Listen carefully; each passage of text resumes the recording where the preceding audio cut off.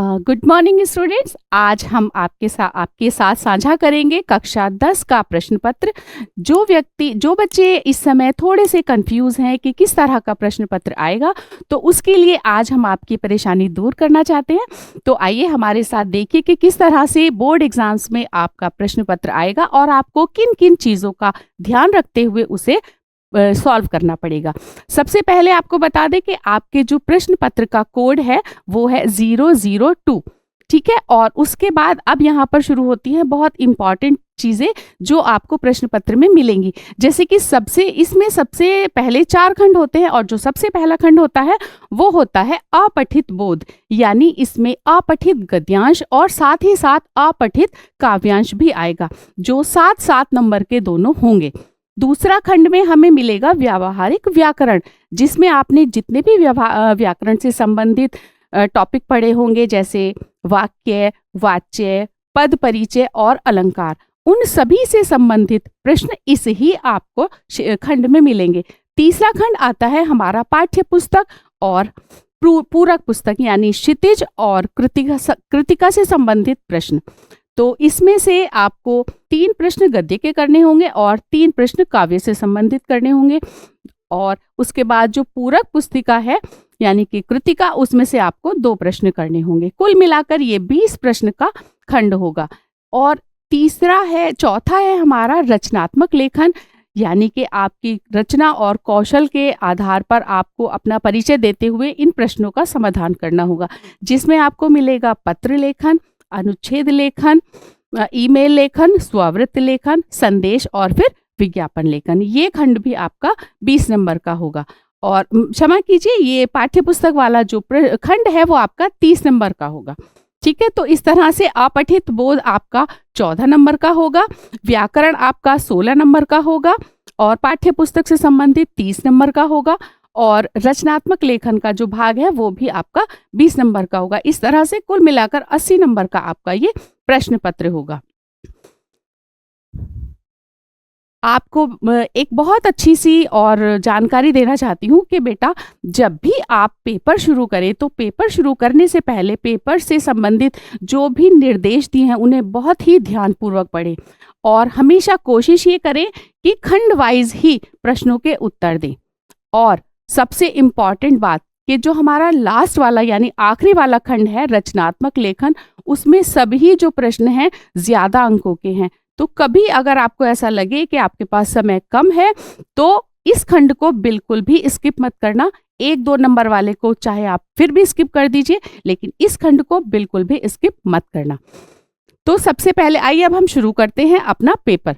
तो सबसे पहले अपठित गद्यांश। अपठित गद्यांश में जो कि आपका 7 नंबर का आएगा, उसमें आपको 1-1 नंबर के 3 क्वेश्चन और 2-2 नंबर के 2 प्रश्न करने होंगे, जिसमें 1-1 नंबर वाले जो प्रश्न होंगे वो होंगे बहुविकल्पीय और जो 2-2 नंबर के प्रश्न होंगे वो आपको गद्यांश पढ़ के उसके आधार पर लिखने होंगे। बिल्कुल इसी ही तरह से आएगा अपठित काव्यांश। उस काव्यांश में भी आपको 1-1 नंबर के 3 प्रश्न करने होंगे बहुविकल्पीय रूप में, मतलब उसी में ही उनके उत्तर भी छिपे होंगे। तो जो सबसे ज्यादा उचित उत्तर होगा आपको उसी ही को लिखना होगा। और दूसरा, उसमें भी 2-2 नंबर के 2 प्रश्न होंगे। तो कुल मिलाकर 7 प्रश्न का आपका अपठित गद्यांश और 7 मिनट का 7 नंबर का आपका अपठित काव्यांश, ये दोनों मिलकर के अपठित बोध के खंड क में आएंगे, जिसका अंक जो है वो होगा 14 अंक। उसके बाद बेटा अब आ जाता है व्याकरण, व्यावहारिक व्याकरण, जिसमें आपका रचना के आधार पर वाक्य के भेद, वाच्य और पद परिचय और अलंकार, ये 4 शीर्षकों से संबंधित आपको प्रश्न मिलेंगे और हर शीर्षक से आपको 4 प्रश्न करने होंगे और 1-1 नंबर का 4 प्रश्न होगा। जैसे अगर हम बात करते हैं वाक्य की, तो वाक्य के 4 प्रश्न करने हैं, जबकि उसमें आपको विकल्प दिया होगा 5 प्रश्नों का, यानी 5 प्रश्न आपको दिए जाएंगे जिसमें से आपको 4 प्रश्न करने होंगे। 1-1 नंबर के 4 प्रश्न होंगे। दूसरा है वाच्य। इसी ही तरह से वाच्य में भी 5 नंबर के प्रश्न आएंगे और आपको उनमें से 4 करने होंगे। आपको जो उचित लगे, जो सुविधा लगे या जो आपको समझ में आए, तो आप 4 उसमें से कर सकते हैं, वे भी एक एक नंबर के 4 प्रश्न होंगे। उसके बाद आपको आता है पद परिचय। पद परिचय में भी आपको 5 प्रश्न दिए जाएंगे जिसमें से आपको 4 करने होंगे, ये भी एक एक नंबर के 4 प्रश्न होंगे। उसके बाद आपको दिए जाएंगे अलंकार। अलंकार आपने पढ़े होंगे, अलंकार 5 हैं, तो हर अलंकार का ज्यादातर एक एक प्रश्न होता है। अब आपको ध्यान ये रखना है कि अगर आपको अलंकार बहुत अच्छे से आते हैं तो ये चारों के चारों बिल्कुल आपको सही उत्तर मिल जाएंगे इनमें। तो ये भी 5 आएंगे और इसमें से भी आपको 4 करने होंगे, एक एक नंबर का एक प्रश्न ये भी होगा।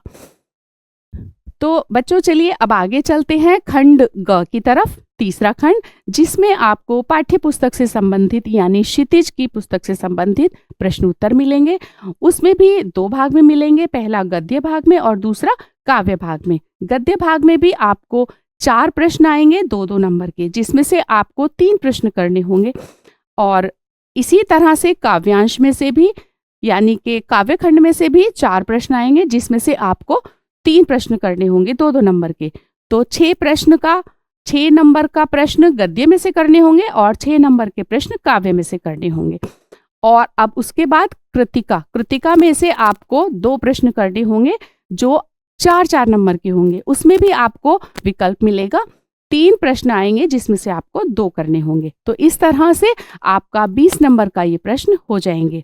उस ही खंड में आपको मिलेंगे पठित गद्यांश और पठित काव्यांश से संबंधित बहुविकल्पीय प्रश्नों सहित प्रश्नोत्तर, जिसमें आपको एक पैराग्राफ दिया जाएगा, एक गद्यांश दिया जाएगा और उसी से संबंधित 5 बहुविकल्पीय प्रश्न दिए जाएंगे, यानी कि 5 प्रश्न होंगे और उन प्रश्नों के उत्तर भी उसी में दिए जाएंगे। तो आप ध्यान से पहले गद्यांश पढ़ेंगे, उसके बाद उन प्रश्नों में से उसका प्रश्न पढ़ेंगे और उसके जो 4 विकल्प दिए होंगे उनमें से जो सबसे एप्रोप्रिएट, सबसे सही उत्तर होगा, आप उसी को लिखेंगे। तो ये भी आपके एक एक नंबर के 5 प्रश्न होंगे, यानी कि 5 नंबर के 5 प्रश्न। अब इसी तरह से काव्य खंड में से भी एक पैराग्राफ आएगा, कुछ पंक्तियां आएंगी और उन पंक्तियों से संबंधित 5 प्रश्न होंगे। 5 प्रश्न होंगे, वो भी उसी तरह से होंगे बहुविकल्पीय प्रश्नों में। 5 प्रश्न के, एक प्रश्न के 4 विकल्प होंगे, उसमें से जो भी अच्छा होगा, जो आपको सबसे ज्यादा समझ में आ रहा होगा, वही उत्तर होगा। तो एक एक नंबर के 5 प्रश्न हो गए और उनके एक प्रश्न के 4 विकल्प हो गए। तो ये कुल मिलाकर जो आपका तीसरा खंड है पाठ्य पुस्तक और पूरक पुस्तक का, तो ये आपका 30 नंबर का अंक का ये पूरा खंड होगा। अब आपके पास बचा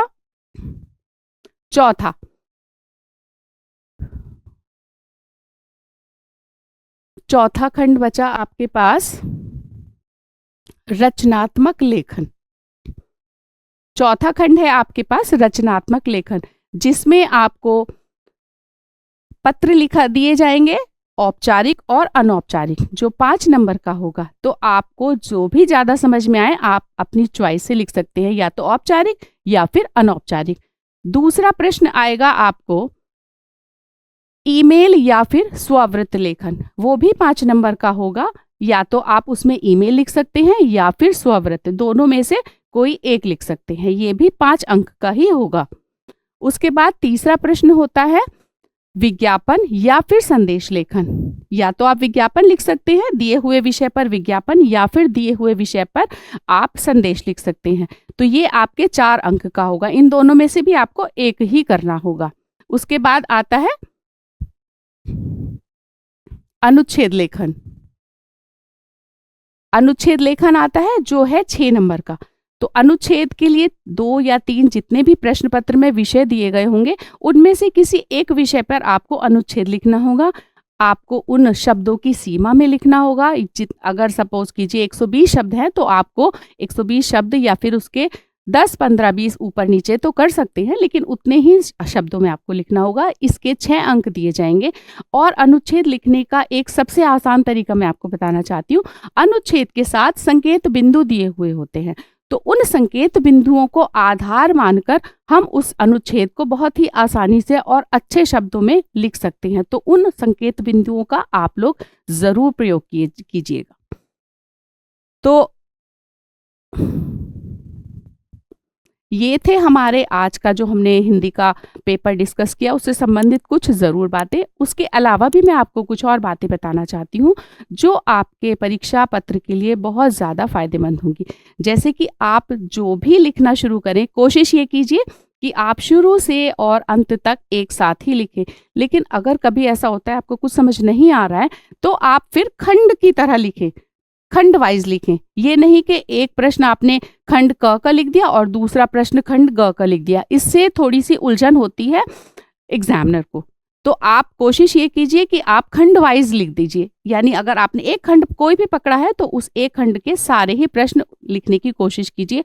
और सपोज़ अगर उस खंड में आपको कोई एक प्रश्न नहीं आ रहा है, तो उस पर टाइम वेस्ट करने से अच्छा है आप उसके लिए स्पेस छोड़ दीजिए, जगह छोड़ दीजिए और नेक्स्ट खंड पर चले जाइए।